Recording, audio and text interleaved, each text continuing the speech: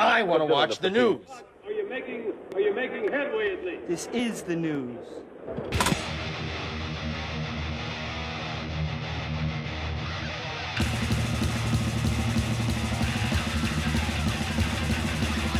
Schmack-a-ma-gob, it is time for the only news that matters on Black Sabbath Sunday.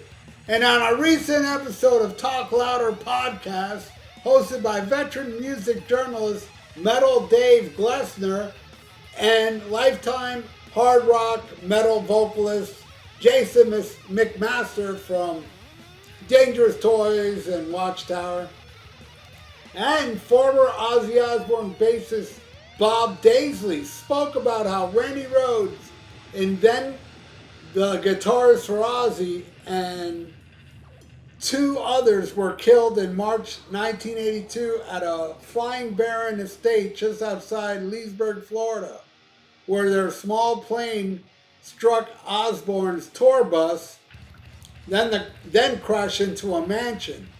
In the plane were 25-year-old Randy Rhoads, 36-year-old pilot Andrew Aycock, and 58-year-old band seamstress Rachel Youngblood.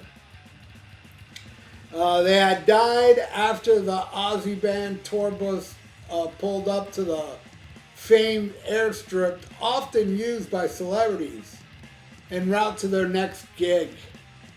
So Bob Daisley said, "You hear people say things like, oh, if Randy hadn't got on that plane, he'd still be with us, and blah, blah, blah. And if is a little word with such a big meaning. If he'd done this, or if he hadn't done that, and all the rest of it, as his own brother Kelly said, yeah, and if he hadn't got on the plane, he could have walked across the street to get a bottle of pop and get hit by a truck or something. And who knows, when your number's up, and my grandfather used to say, if I knew when I was going to die, I wouldn't go there. It happens. And if it was meant to happen, and that was Randy's time, and as sad and tragic as it was, it is what it is, and nothing can change that. Bob went on to share his theory of what happened that fearful day to cause the plane crash that resulted in the death of all three people on board. He said, in my personal view, I think that Rachel, the wardrobe lady, seamstress, that was in the plane with Aycock and Randy, I think she had a heart attack. And the autopsy proved that she had a heart attack.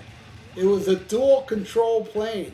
I think she had a heart attack and she stomped on the dual control, set the plane plummeting.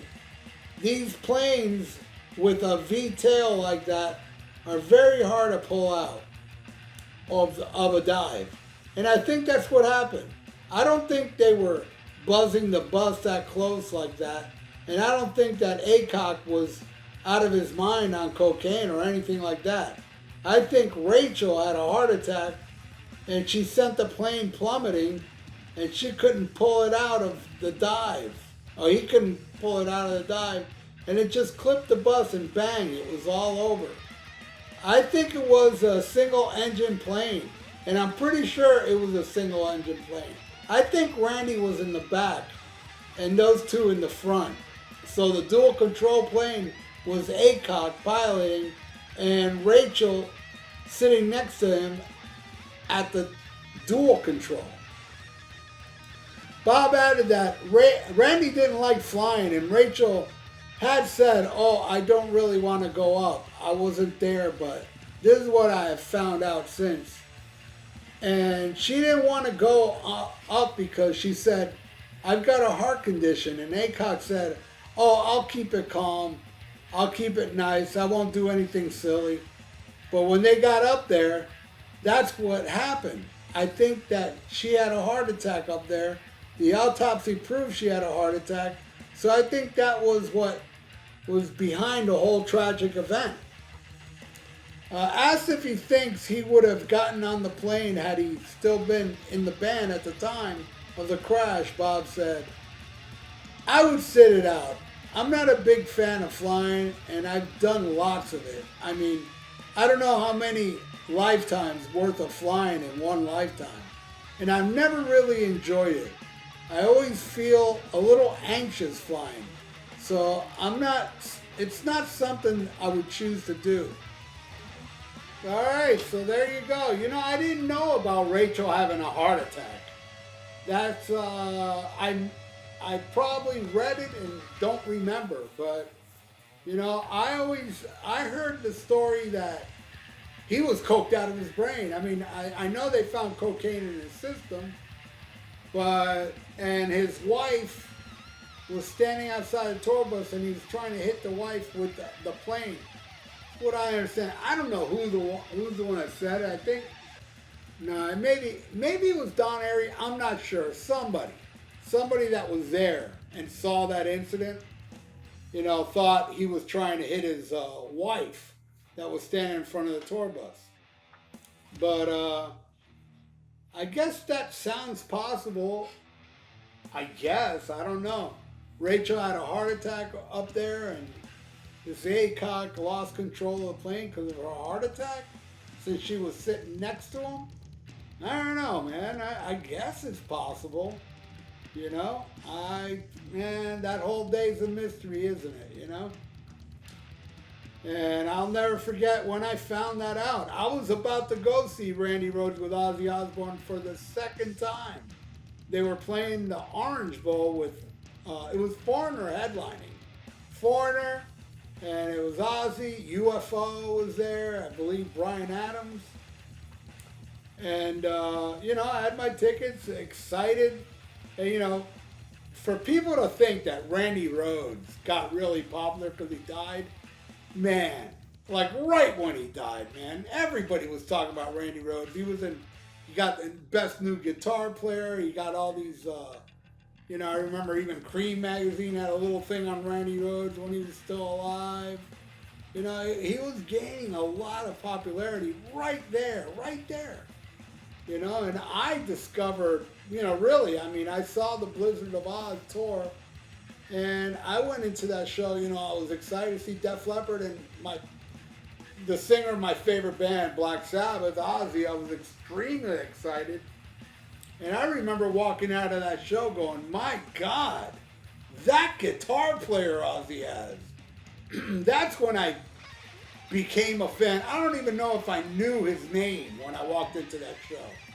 But boy, did I know it afterwards. And before he died, I remember saying, man, I can't wait. And I was telling all my friends that didn't see Ozzy, wait till you see Randy Rhoads, the guitar player for Ozzy. He's phenomenal. He's fucking great, you know? He really had a huge, huge buzz, man. A lot of people were talking about Randy Rhoads before he died. So it's crazy that, you know, especially Lemmy. I mean, I love Lemmy and all. And Lemmy even toured with the Blizzard of Oz, and he loved Randy. Said he kicked Randy's ass on Space Invaders all across Europe. And he said Randy was a great guitar player and all that, but then he said, but he became better after he died. And there are other people that say that too. It's like, no, man, Randy was there. Everybody was talking about Randy Rhoads. And you got to remember, this is before Yngwie Malmsteen hit the scene. When Yngwie hit the scene, everybody was talking about Yngwie. And, you know, but at that time, it really was only Eddie Van Halen and Randy Rhoads were getting so much attention. You know, and people, you know, at that time, there were people thinking Randy was better than Eddie. I don't think that, but I love Randy. Randy's my second favorite guitar player. And when I found out that plane crash, you know, actually I was walking home with my friend's big brother, the same guy that turned me on to the very first Van Halen album in 1978. He said to me, hey man, Ozzy Osbourne died in a plane crash. Now at that time, you know, with the bat biting and all that shit, I was thinking, nah, I didn't believe him. I just thought it was a rumor, right? But I still watch the news. I'll never forget Ann Bishop. Rest in peace, because she was old then. You know she ain't alive now. But, yeah, she ran the store and she's like, Ozzy Osbourne, I remember she said burn, Ozzy Osbourne, guitar player Randy Rhoads was killed in a plane crash. And I was like, oh my God. And she even said, Ozzy was in the bus and he was okay. And I was like, what? That one hurt like a motherfucker, you know? It was, I'd say it right now, man. If, when they have those things they put up where if you can bring one guy back from the dead, who would it be? I always say Randy. Yeah, I could be selfish and say Cliff Burton and John Bonham because I didn't see them live, though I did see Randy live. But man, Randy, man, I can just imagine what that guy could have done on the next Ozzy solo album, which he was supposed to do, and what he would have done on Speak of the Devil.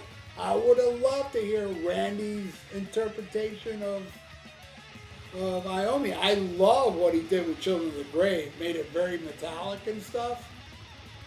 Fuck, man. Yeah, if anybody I would want back from the grave, a musician, it would totally be Randy Rhoads. Anyway, that's it for the only news that matters. Thank you so much for watching. And what do you think? Leave it in the comments below. You think it's possible Rachel could have caused the plane crash? I don't know. I'm thinking maybe it can. Maybe not, but I don't know. Maybe he was coked out of his mind. Maybe he wasn't. Maybe he took just a couple of hits because I know they found cocaine in his system. But anyway, leave it in the comments below. And thank you so much. Please subscribe to my channel if you haven't, and ring that little notification bell. I totally would appreciate that.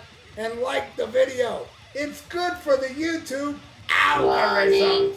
So stay frosty. Listen to Diary of a Madman. And smack 'em a gob. Farewell and adieu to you fair Spanish ladies. Farewell and adieu, you ladies of Spain. For we've received orders for to sail back to Boston. And so never more shall we see you again.